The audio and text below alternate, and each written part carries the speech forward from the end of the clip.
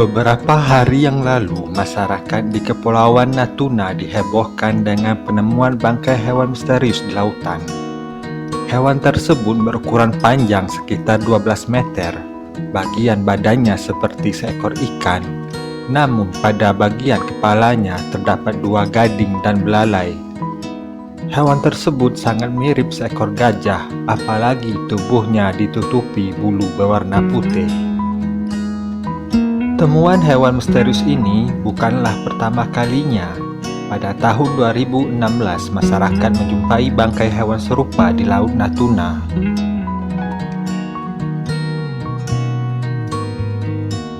Bahkan pada tahun 2005, masyarakat juga menjumpainya beberapa hari setelah tsunami Aceh. Bangkai hewan tersebut terdampar di pantai Pulau Lingga.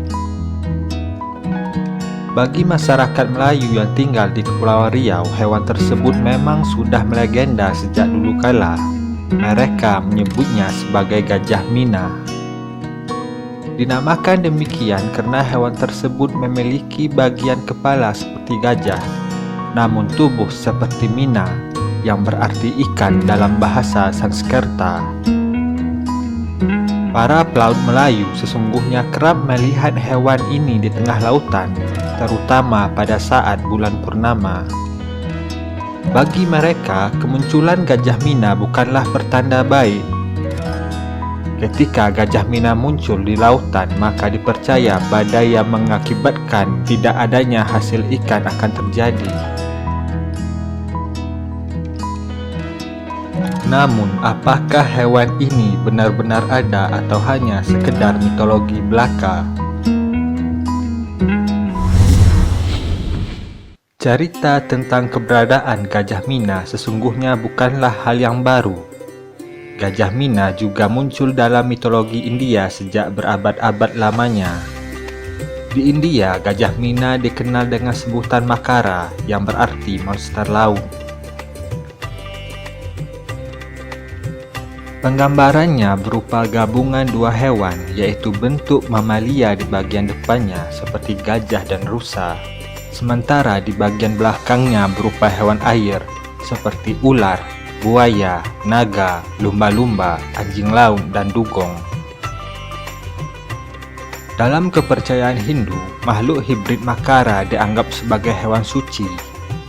Ia dipercaya sebagai kendaraan bagi beberapa dewa, seperti Dewi Gangga yang menguasai Sungai Gangga dan Dewa Baruna yang menguasai lautan. Selain itu, Makara dipercaya sebagai penjaga jalan masuk ke bangunan-bangunan suci dalam agama Hindu dan Buddha. Oleh sebab itu, sosoknya sering dipahatkan di tangga masuk dan bagian ambang atas bangunan kuil atau candi. Bagi yang pernah berwisata di candi-candi kuno yang ada di Indonesia, tentulah akan melihat arca dan relief mereka di tangga, di pintu masuk maupun di sudut-sudut bangunan candi. Meskipun demikian, penggambaran Makara tidaklah sama di seluruh dunia. Di wilayah Nepal yang jauh dari lautan, Makara justru sering digambarkan seperti gabungan antara hewan rusa dan naga. Akan tetapi di Indonesia, Makara mengambil sosok seperti Gajah Mina. Makara digambarkan memiliki belalai yang sengaja dinaikkan ke atas dan 2 gading di sisinya, sedangkan bagian badannya mirip tubuh seekor ikan. Di bagian mulutnya terkadang juga dipahatkan sosok makhluk kerdil yang disebut Gana, hewan ular atau malah kosong sama sekali. Selain dipahatkan pada candi, sosok Makara juga menjadi lambang zodiak di India. Zodiak Makara merupakan pengganti zodiak Capricorn dalam astrologi Yunani. Zodiak ini merupakan simbol pintu para dewata yang dimaknai sebagai waktu terbukanya gerbang atau jalan bagi jiwa-jiwa suci para manusia yang telah meninggal dunia untuk dapat naik menuju alam surga. Masa berlakunya zodiak Capricorn juga diyakini sebagai rentang waktu yang tepat bagi naiknya roh-roh suci tersebut ke alam surga yang penuh kebahagiaan. Lantas, bagaimanakah ilmu pengetahuan memandang sosok hewan gajah Mina ini?